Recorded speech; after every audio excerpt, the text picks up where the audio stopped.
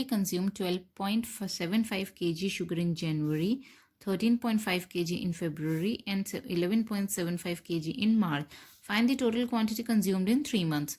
तो 3 मंथ्स की आपकी शुगर कंजम्पशन पूछी हुई है, आपसे पूछा है टोटल उन्होंने 3 मंथ्स में कितना कंज्यूम किया. तो स्टेटमेंट्स लिखनी कैसी है. वर्ड प्रॉब्लम्स में जो सबसे ज़्यादा मैटर करता है, how do you right statements, that matters the most.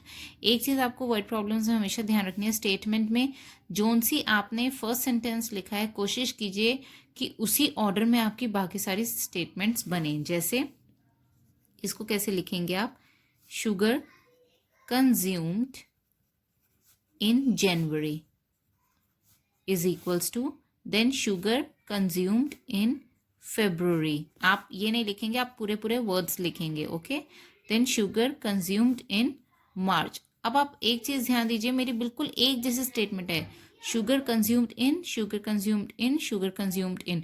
तो इसी तरह से स्टेटमेंट आनी आपकी होनी चाहिए. एक तो ये प्रेजेंटेशन मैटर करता है, दूसरा नीटनेस होती है, तीसरा कंफ्यूजन कभी नहीं होगी कि आप कर क्या रहे हो. तो जनवरी में 12.75 गैपिंग के साथ लिखेंगे और यूनिट लिखनी बहुत ज़्यादा कंपलसरी है, otherwise you will lose your marks. फिर फेब्रुवरी में अगेन डेसिमल से मैंने बताया था आपको कैसे लिखना है लास्ट वीडियो में अपने, 13.5 इस तरह से लिखेंगे केजी.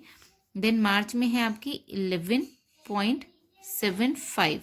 अब हमें टोटल कंजम्पशन पूछा है. अब देखिए यहाँ पर इसमें यहाँ पर कोई डिजिट नहीं है तो विल पुट 0 हेयर.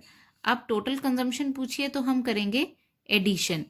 5 + 5 सब में यूनिट्स लिखनी कंपलसरी है. 5 + 5 इज 10. 10 की यूनिट्स प्लेस हमने यहाँ लिख दी और टेंस प्लेस हमने कैरी फॉरवर्ड कर दी. Now 7 + 1 8, 8 + 5 13, 13 + 7 is 20. अगेन 20 का 0 हमने नीचे लिख दिया और 2 हमारा कैरी फॉरवर्ड हो जाएगा. Now this is 4, 4 + 3 7 + 1 8. 8 में कुछ भी नहीं होगा, 1 + 1 + 1 इज 3. तो total consumption, total sugar consumed या total quantity of sugar consumed, आप दोनों में से कोई भी स्टेटमेंट लिख सकते हैं. केजी. ध्यान रखिए यूनिट में कभी भी एस नहीं आता है. जो भी हम यूनिट लिखते हैं हम केजीज नहीं लिखेंगे, will write only KG. Now next word problem. Distance between Delhi and Madras by train is इतना. Distance between Delhi and Bombay is इतना, 1387.8 kilometre. Find the difference between the distances. अब क्वेश्चन क्या बोल रहा है, हमें पता है दिल्ली और मद्रास और बॉम्बे किस तरह से, अगर दिल्ली यहाँ पर है तो बॉम्बे कहीं यहाँ पर है और मद्रास कहीं यहाँ पर है. अब हमें दिल्ली और मद्रास का डिस्टेंस गिवन है 2195. फिर आपको दिल्ली और बॉम्बे का डिस्टेंस गिवन है 1387.8. अब वो पूछ रहे हैं दोनों के डिस्टेंसेस में डिफरेंस कितना है. तो सिंपल है, डिफरेंस मतलब सब्ट्रैक्शन. मेन है स्टेटमेंट कैसे लिखोगे आप, distance between Delhi and Madras. I am just writing the short form. Okay, Delhi and Madras is equals to 2195 kilometres. थोड़ा सा गैप देंगे बिकॉज हमें पता है दूसरी डिजिट जो है हमारी डेसिमल्स में आ रही है, तो वी नीड स्पेस. फिर distance between Delhi and Bombay is 1387. अब यहाँ पर डेसिमल नहीं है. I have told you in my previous video कि जब कोई नंबर में डेसिमल नहीं होता तो हमेशा एंड में होता है, तो इसके डेसिमल के बाद मैं 0 लिख सकती हूँ. अब नेक्स्ट नंबर जो है मेरा, मैंने डेसिमल यहाँ पुट किया और मैं नंबर्स को हमेशा इस ऑर्डर में लिखूंगी. तो 7 8 3 एंड 1 और डेसिमल के बाद है 8. This is also kilometres. अब मुझे इन दोनों के बीच में डिफरेंस बताना है तो आई विल डू सब्ट्रैक्शन. आप चाहो तो इस सिंबल को ऐसे ब्रैकेट में रख सकते हो ताकि आपको एकदम क्लियर दिख जाए कि आप कर क्या रहे हैं.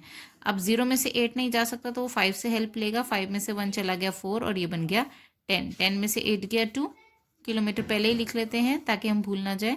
फिर डेसिमल लगा दिया. अब 4 में से 7 नहीं जा सकता तो इसने 9 से हेल्प मांगी, ये बन गया 14. 14 में से 7 गया 7. 8 में से 8 गया 0. अब 1 में से 3 नहीं जा सकता, इसने 2 से हेल्प मांगी तो ये बन गया 11. 11 में से 3 गया 8 और 1 में से 1 गया 0. So this is the difference between the distances.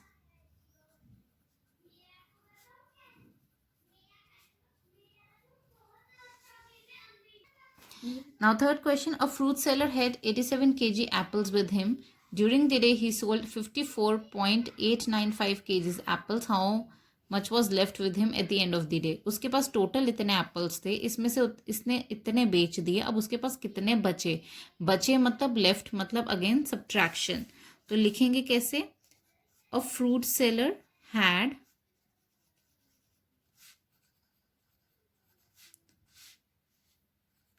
a fruit seller had apples is equals to 87. Again थोड़े से गैप के साथ हम केजी लिख देंगे. Now he sold apples. he sold apples. या आप इसको ऐसे भी लिख सकते हो, फ्रूट सेलर सोल्ड एप्पल्स, अगर आपको एक जैसे स्टेटमेंट लिखते हैं. अब ये है 54 पॉइंट. अगेन आप देखिए यहाँ पे कोई डेसिमल नहीं है तो I will put decimal here. ठीक है, नेक्स्ट नंबर लिखते हैं. नंबर मैं यहाँ से लिखूंगी पहले. तो पहले मैंने लिखा 4, फिर लिखा 5.